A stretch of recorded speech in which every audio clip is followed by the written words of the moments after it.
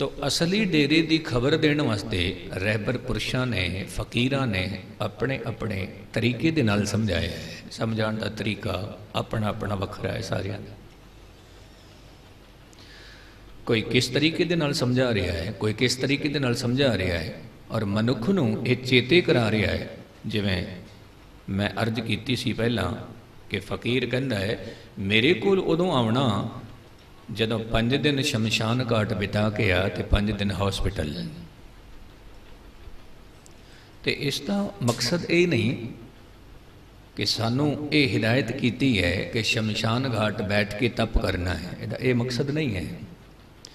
शमशान घाट जाने का मकसद ये होया कि तू उत्थे वेखेगा एक बच्चे की भी मौत हो रही है, एक जवान की भी मौत हो रही है, एक बुजुर्ग की भी मौत हो रही है, उत्थों तेन ज्ञान प्राप्त होगा।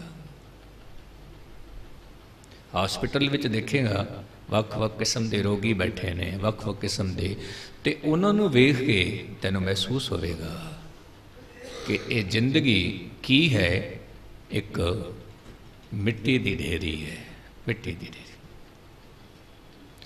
तो समझाने का तरीका है ਵੱਖ-ਵੱਖ रहबरां दा, फकीरां दा, साधुआं दा, पर उसनों गहरे तल ते समझना बरीक बुद्धि दे नाल।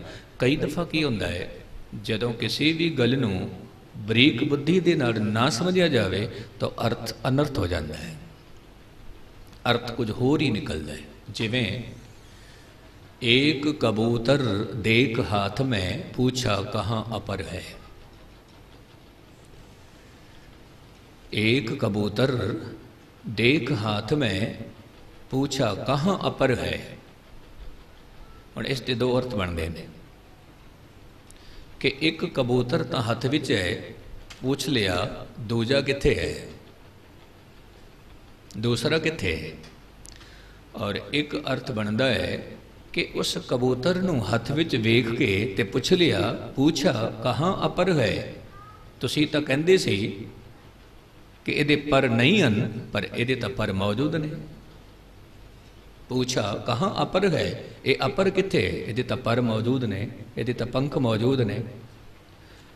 तो गहरी दृष्टि चाहिए है हर गल नूं सोचण वास्ते, बरीक बुद्धि चाहिए। तो फरीद जी कहते ने गोर निमाणी सड करे, जिहड़ी गोर है शमशान घाट ये बुला रहा है। किस करके बुला रहा है? कहते ने चेते रखना मौत नूं।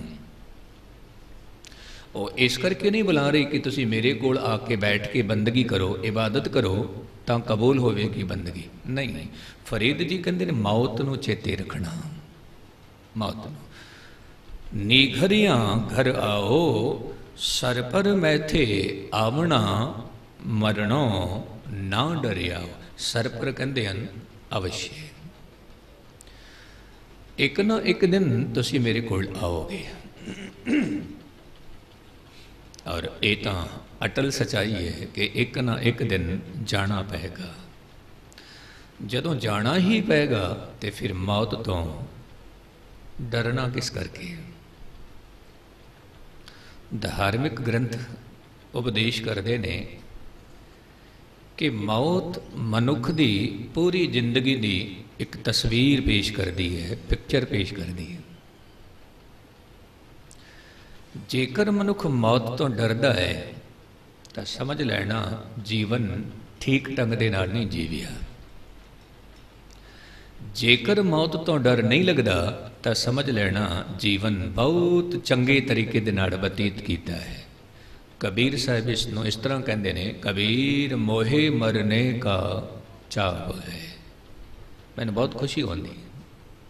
या फिर एक श्लोक विच कहते ने, मरने ते सब जग डरे मेरे मन आनंद।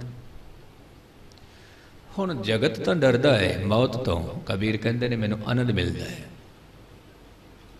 आनंद किस तरह ते डर किस तरह? जेड़ा मनुख मौत तो डरदा पिया है, समझ लेना उस दे जीवन विच मोह मौजूद है, पकड़ मौजूद है। और पकड़ जितनी मजबूत है, कहते ने शरीर तो जिंद जान उतनी ही कठिनता दे नाल निकलती है जितनी पकड़ मौजूद है। पकड़ अपने शरीर की भी हो सकती है, पकड़ धियां पुत्रां की भी हो सकती है, पकड़ महल माड़ियां की भी हो सकती है, पकड़ सोने चांदी की भी हो सकती है, किसी की भी हो सकती है। और उसे पकड़ करके मनुख की मौत सुखैन नहीं होती, औखा होता रहता है। और जिस मनुख की कोई पकड़ नहीं है और इत्थे तक कि अपने तन की भी पकड़ नहीं है, वो कहता है मौत जिस वेले आ जाए कोई परवाही नहीं। सतगुरु जी का एक बचन चेते रखना, कपड़ रूप सुहावना छड़ दुनिया अंदर जावना। कितना भी सुंदर शरीर होवे, शरीर रूपी कपड़ा कितना भी खूबसूरत होवे, और इस खूबसूरत कपड़े नूं तन नूं होर सजाउण लई होर सुंदर कपड़े पाए होण, पर एक दिन जाना पएगा। तो फिर मनुख दे नाड़ की जाएगा। कहंदे ने मंदा चंगा आपना आपे ही कीता पावना। जे मंदे अमल कीते ने ते उन्हां दा फल भोगना पैगा, किसी होर नूं नहीं, वो तैनूं ही भोगना पैगा। जे चंगे कर्म कीते ने तो चंगे कर्म भी तैनूं ही भोगने पैणे। मैं अर्ज करा, जदों भी असीं चंगे कर्म करते हाँ तो उन्हां दे संस्कार साडे शरीर विच, साडी चेतना विच मौजूद हो जाते हैं। जदों असीं मंदे अमल सोचते हाँ, करते हाँ, चितवदे हाँ, उन्हां दे संस्कार भी मौजूद हो जाते हैं। मन्निया गया है कर्म भावें चंगे होण भावें मंदे होण, तीन किस्म के होंदे ने। एक वाचिक कर्म, एक मानसिक कर्म, एक कायिक कर्म। जो कायिक कर्म है वो काया दे नाड़ कीता, जो वाचक कर्म है, वाची कर्म जिसनों कहंदे ने, वो बचना दे नाड़, किसी नूं मिठे बोल बोले, किसी नूं कौड़े बोल बोले। ते तीजा है मानसिक कर्म, मन विच सोचना, मंदा सोचना, चंगा सोचना। ये दोवें ने मनुख के जीवन विच जेकर मूलभूत गुण मौजूद है तो मनुख के जीवन विच मूलभूत अवगुण भी मौजूद है। जे मनुख के जीवन विच कोई बहुत वड्डी कमजोरी है तो मनुख के जीवन विच एक बहुत वड्डा गुण भी है, गुण भी है। मनुख के जीवन विच सब तो वड्डा अवगुण की है, कहंदे ने हंकार।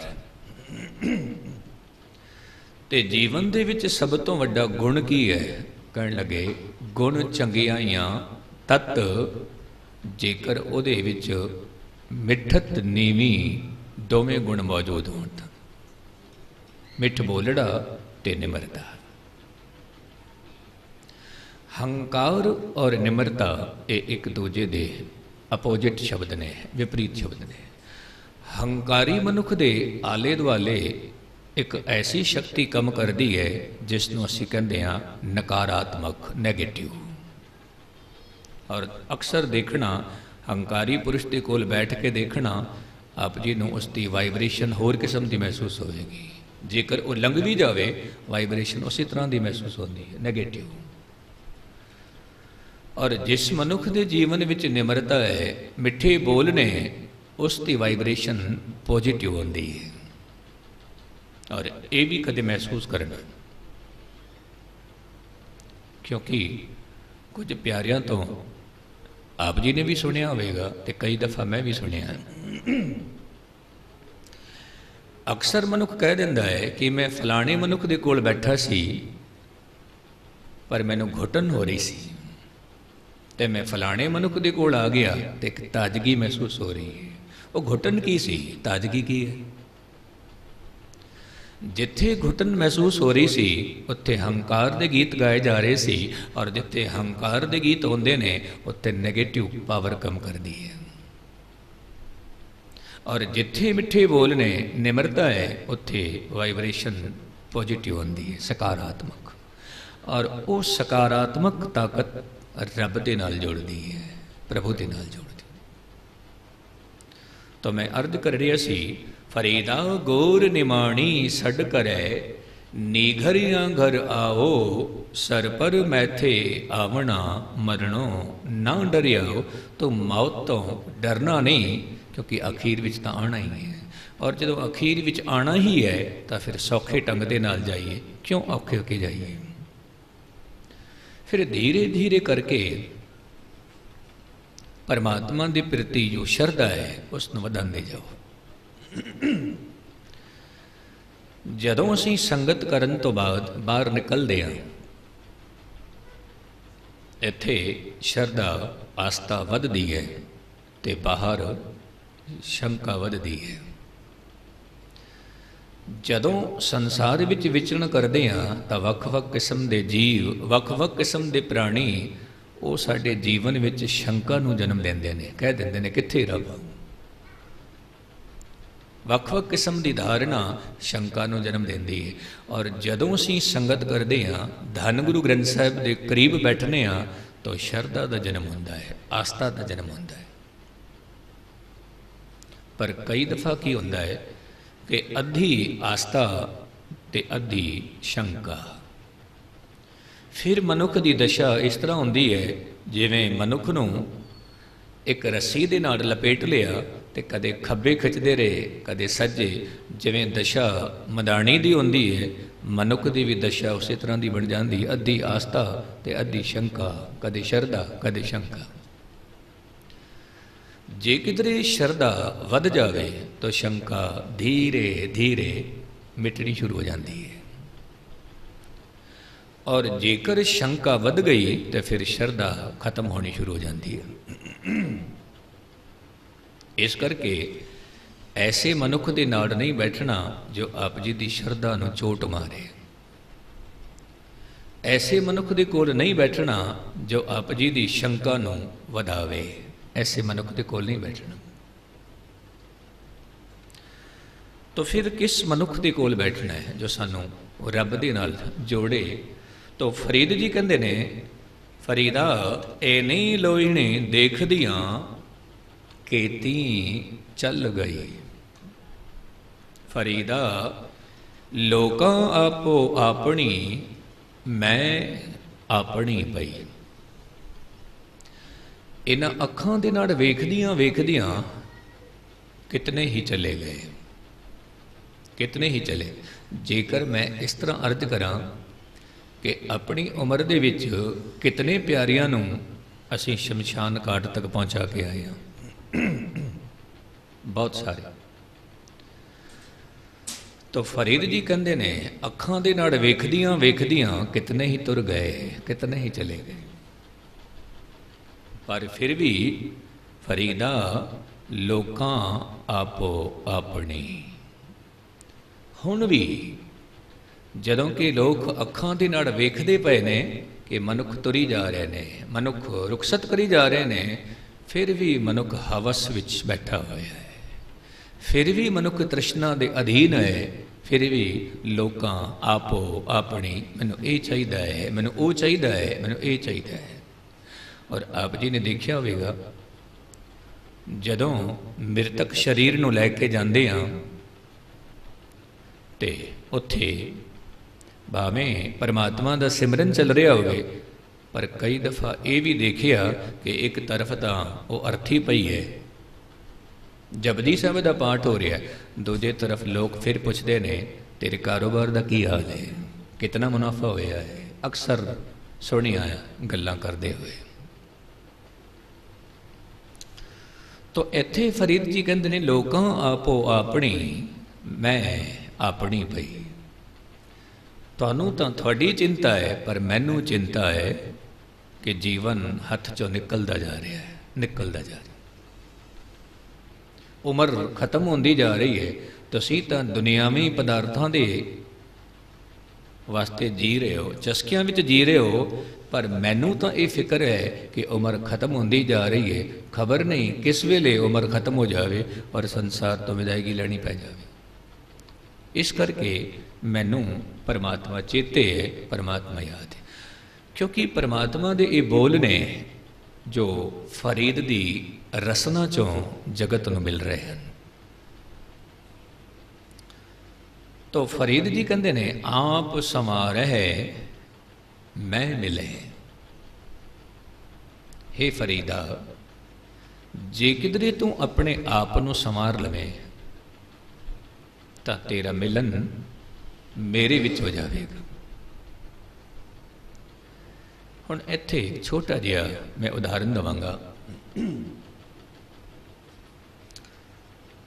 कि तक्षशिला दा एक प्रोफैसर जिसका नाम आप जी ने सुनिया है, चाणक्य, बहुत विद्वान सी, आलम फाजल सी, ते उसकी तमन्ना सी मैं मुल्क नूं एक करां, जिहड़ा कि मुल्क बिखरिया होया है मैं इसनूं एक करां, जोड़ना। क्योंकि जिहड़ा भी मनुख धार्मिक पुरुष हुंदा है वो कोशिश करता है मैं किसी नूं जोड़ां, और जिहड़ा मनुख अधार्मिक हुंदा है वो कहता है मैं तोड़ां इसनूं, मैं खुद भी टुटिया होया मैं तैनूं भी तोड़ां। तो चाणक्य थां थां ते जांदा है ते अपनी नीति दसदा है। अज भी चाणक्य नीति की पुस्तक थां थां ते मिलती है, तो राजनीति किस तरह की होनी चाहिए उहदे विच वो नीति लिखी हुई है। पर उसकी गल जो कबूल करता है मौर्य वंश का, उसनों फिर वो बादशाह बनाता है, चंद्रगुप्त मौर्य। ते वो प्रथम सम्राट होंदा है मौर्य वंश का।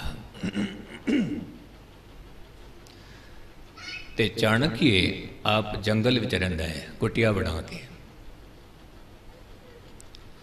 ते कुछ यात्री चीन तो आउंदे हन, फाहियान वैन सांग, ते उहदे कोल पहुंचदे ने।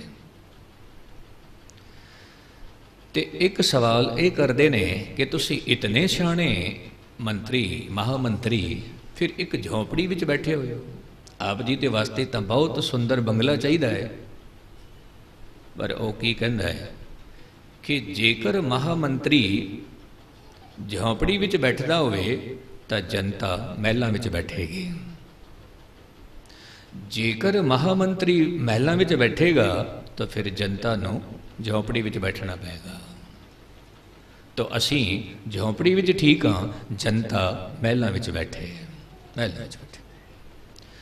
फिर किसी ने एक गल होर पुछ लई, तुसीं जिस थां ते रहिंदे हो इत्थे कंकर पत्थर कंडे बहुत सारे हैं, तो ठीक होवेगा इस धरती ते चमड़ा विछा दो तां करके किसी नूं तकलीफ ना होवे। ते वो की कहंदा है कि थां थां ते चमड़ा विछाण दी बजाए तुसीं अपने ही पैरां नूं चमड़ा बन लवो। कहंदे ने जुत्ती दा आविष्कार फिर उदों होया जदों इतनी गल कही। उहदे कहण दा भाव कुछ होर सी, पर एक नवा आविष्कार भी हो गया। पर वो कहना की चाहते सी कि तुसी धरती नूं बदलना चाहते हो, ठीक होवेगा खुद नूं बदल लवो। खुद नूं, जिहड़ा खुद नूं बदलेगा धीरे धीरे करदियां सब कुछ बदल जाएगा। फरीद जी कहते ने आप संवारे मैं मिले। जे किधरे तू अपने आप नूं संवार लवे तां तू फिर मेरे विच विलीन हो जाएगा, परमात्मा विच। मैं मिलिया सुख होए।